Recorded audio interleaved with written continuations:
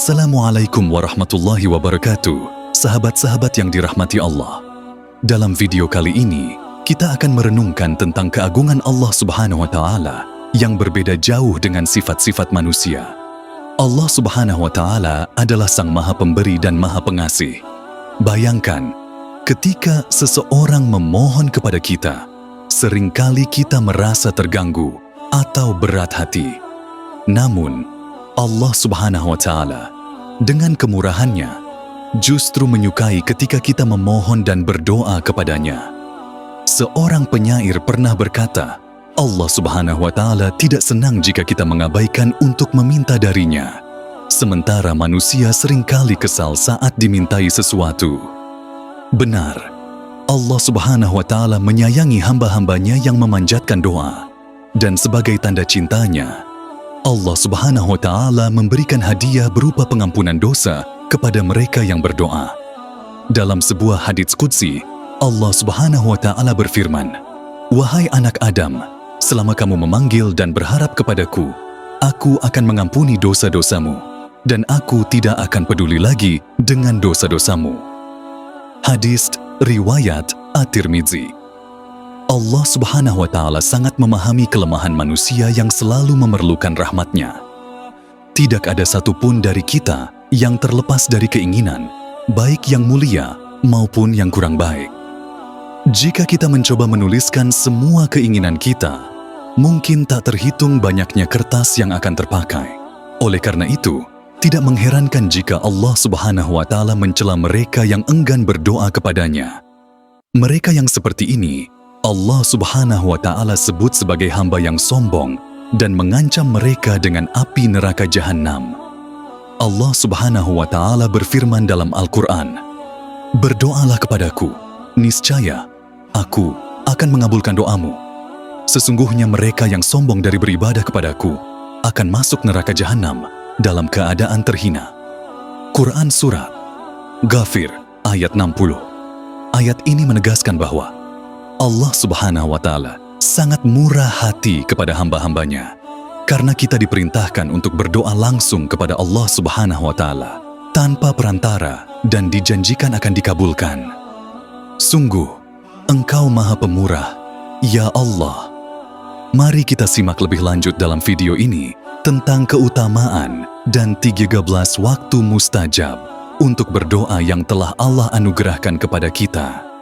Jangan lupa untuk subscribe dan tekan like jika Anda menyukai konten ini. Yang pertama, sepertiga malam terakhir. Waktu ini dianggap sangat spesial karena Allah Subhanahu wa Ta'ala turun ke langit dunia dan mendengarkan doa hambanya.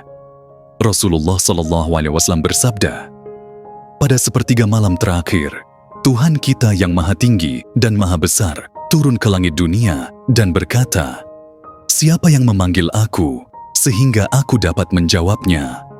Siapa yang meminta kepadaku, sehingga aku dapat memberinya? Siapa yang meminta ampunanku, sehingga aku dapat mengampuninya?'"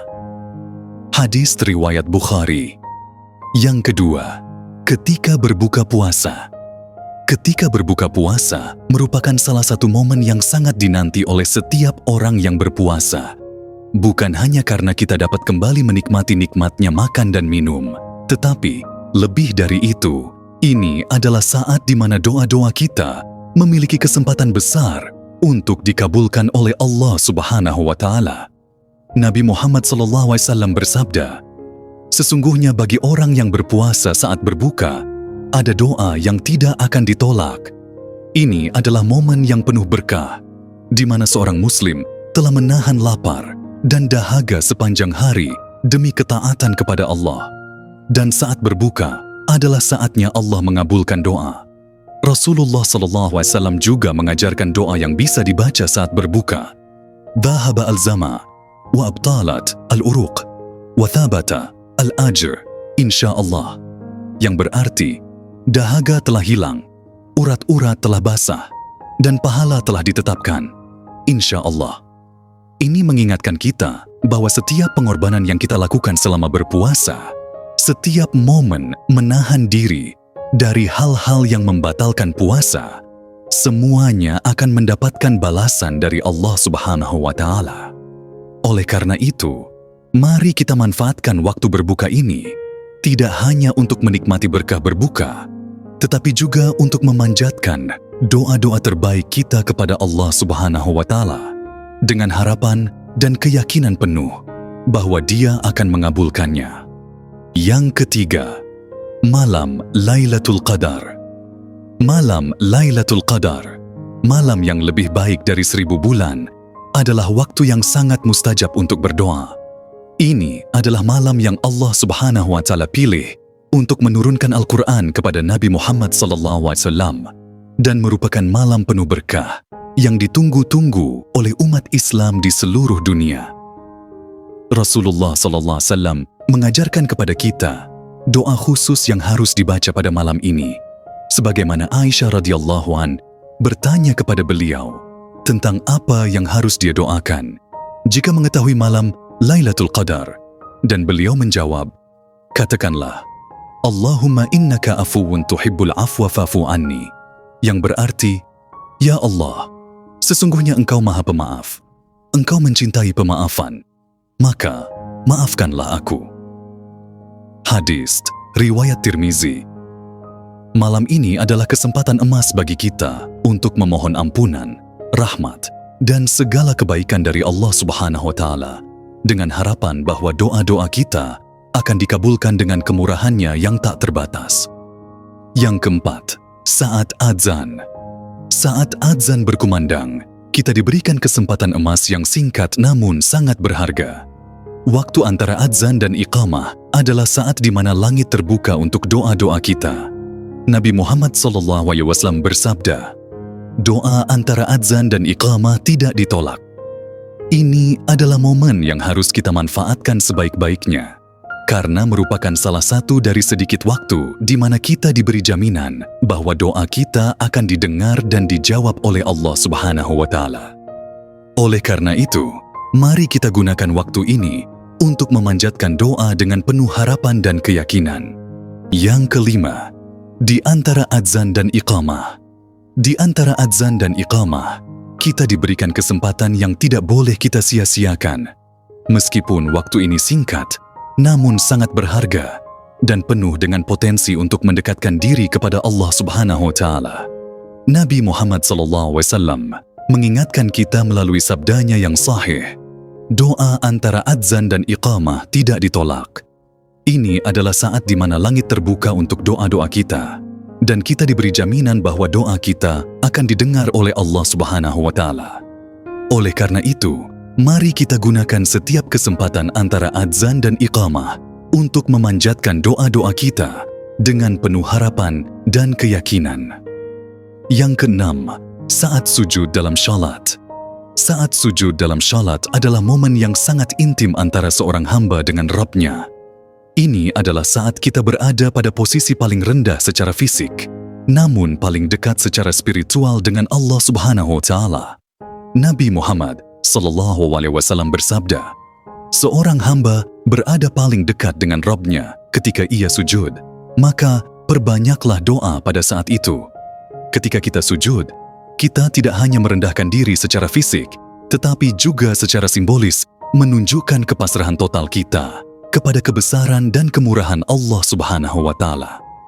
Oleh karena itu, mari kita manfaatkan momen sujud ini untuk memanjatkan doa-doa kita, memohon segala kebaikan, dan mengakui kebutuhan kita akan rahmat-Nya. Yang ketujuh, saat sebelum salam pada syalat wajib. Saat sebelum salam pada syalat wajib, kita diberikan kesempatan yang sangat berharga untuk berdoa. Ini adalah saat di mana kita telah hampir menyelesaikan dialog kita dengan Allah Subhanahu wa Ta'ala melalui salat. Meskipun tidak ada hadits spesifik yang menyebutkan bahwa doa sebelum salam adalah waktu mustajab, namun banyak ulama menganjurkan untuk berdoa pada saat ini karena kita masih berada dalam keadaan salat. Ini adalah momen di mana kita dapat memohon kepada Allah Subhanahu wa Ta'ala dengan penuh harapan, meminta apa yang kita inginkan, dan memohon ampunan atas kesalahan kita sebelum kita mengakhiri salat dengan salam. Yang ke-8, di hari Jumat. Hari Jumat memang memiliki keistimewaan yang sangat penting dalam Islam. Berdasarkan hadis yang diriwayatkan oleh Abu Hurairah, Rasulullah SAW bersabda bahwa pada hari Jumat terdapat waktu mustajab, di mana jika seorang hamba muslim berdoa kepada Allah Subhanahu wa Ta'ala, doanya akan dikabulkan. Waktu mustajab ini sering diinterpretasikan sebagai saat imam duduk di antara dua khutbah atau menjelang waktu maghrib. Yang kesembilan, ketika turun hujan. Doa saat hujan turun dianggap mustajab karena hujan adalah rahmat dari Allah. Ketika hujan turun, kita merasakan nikmatnya dan berdoa dengan tulus. Yang kesepuluh, hari Rabu antara zuhur dan asyar. Waktu ini dianggap sebagai waktu yang mustajab untuk berdoa. Rasulullah SAW bersabda, pada hari Rabu, Allah mengabulkan doa hambanya antara waktu zuhur dan asyar. Yang ke-11, ketika hari Arafah. Hari ini adalah salah satu hari terbaik untuk berdoa, terutama bagi mereka yang sedang berada di Arafah. Pada hari Arafah, para jamaah haji berdoa dengan tulus dan memohon ampunan Allah. Yang ke-12, ketika perang berkecamuk. Berdoa saat dalam kondisi sulit seperti perang dianggap sebagai waktu yang mustajab. Ketika kita berada dalam situasi genting, kita berdoa dengan sungguh-sungguh. Rasulullah SAW bersabda, doa tidak tertolak pada dua waktu, atau minimal kecil kemungkinan tertolaknya, yaitu ketika azan berkumandang dan saat perang berkecamuk, ketika kedua kubu saling menyerang. Doa dalam kondisi sulit, seperti perang merupakan ekspresi dari kebergantungan total kepada Allah Subhanahu wa Ta'ala di saat manusia merasa tidak berdaya. Oleh karena itu, momen-momen seperti ini dianggap sangat tepat untuk berdoa dan memohon pertolongan darinya. Yang ke-13, ketika meminum air Zam-Zam. Air Zam-Zam dikenal dengan keberkahannya. Rasulullah SAW bersabda bahwa air Zam-Zam adalah untuk apa saja yang diminum untuknya. Ini berarti saat meminum air Zam-Zam, kita dianjurkan untuk berdoa dengan niat apapun yang kita inginkan. Dari Jabir berkata, saya mendengar Rasulullah bersabda, air Zam-Zam itu tergantung niat orang yang meminumnya. Hadis riwayat Ibnu Majah, Ahmad, Al-Baihaqi, dan dihasankan oleh Ad-Dimyathi, Ibnu Qayyim, Az-Zarkashi. Hadis ini menegaskan bahwa air Zam-Zam memiliki keutamaan yang tidak dimiliki oleh air lainnya, yaitu minum air Zam-Zam tergantung pada niat peminumnya, baik untuk kebutuhan dunia ataupun akhirat. Maka barang siapa yang meminum air Zam-Zam dengan niat yang tulus, maka Allah akan mengabulkannya. Oleh karena itu, saat meminum air Zam-Zam, umat Islam dianjurkan untuk berdoa dengan niat yang baik dan tulus untuk apapun yang mereka inginkan, baik itu kesembuhan, keberkahan, atau kebutuhan lainnya. Terima kasih telah bersama kami di video yang penuh berkah ini. Semoga apa yang telah kita bahas dapat membuka hati kita untuk selalu mendekatkan diri kepada Allah Subhanahu wa Ta'ala dengan doa dan harapan. Ingatlah, setiap doa yang kita panjatkan adalah bukti kebutuhan kita kepadanya, dan Allah Subhanahu wa Ta'ala selalu siap mengabulkan doa-doa kita dengan kasih sayangnya yang tak terbatas. Jangan lupa untuk subscribe jika Anda belum bergabung dengan kami, dan tekan like jika Anda merasa video ini bermanfaat. Bagikan video ini kepada keluarga dan teman-teman Anda agar lebih banyak lagi yang dapat merasakan keindahan berdoa kepada Allah Subhanahu wa Ta'ala. Ikuti kami untuk konten Islami yang lebih mendalam dan inspiratif. Sampai jumpa di video berikutnya, insya-Allah. Semoga Allah Subhanahu wa Ta'ala selalu melimpahkan rahmat dan keberkahan kepada kita semua. Amin. Wassalamualaikum warahmatullahi wabarakatuh.